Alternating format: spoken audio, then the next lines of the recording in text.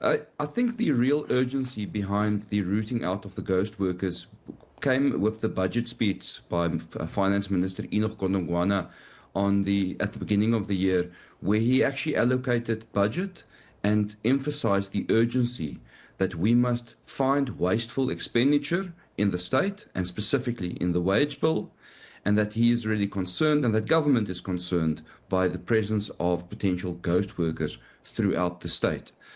The Parliamentary Committee, of which I'm the chairperson for Public Service and Administration, has been calling for an audit of ghost workers for quite some time, and we welcomed this initiative. And I think what we've seen with this circular by the department to do physical audits throughout government is now the conclusion of all the pressure that was put onto the department to actually start finding these ghosts.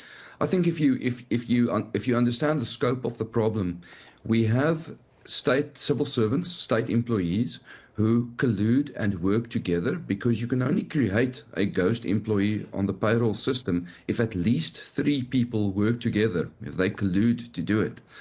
This means that the creation of ghost employees is almost like organized crime. You almost need to create networks of people inside government departments that not only create these people, but they have to set up fake IDs and bank accounts, because ultimately these salaries are not disappearing into the neither. You know, that these salaries are going into the pockets of the people, of the criminals. We need to first give the department an opportunity to do the physical audits. So all the departments heads must take their wage bill, their payroll, and say, is the people that are receiving these salaries, do they exist? They must physically verify the people on the payroll.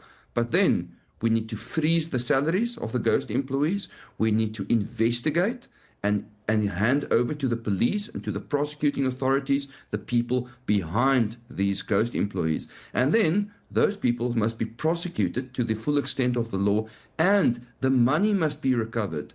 You can't just say it's enough to send people to jail.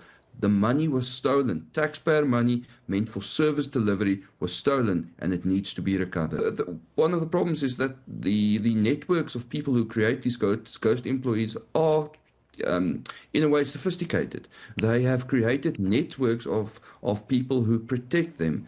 I also think that it's actually the tip of the iceberg. I think if we successfully find the ghost workers, that we will root out a lot of other supply chain corruption, tender-related corruption inside government as well.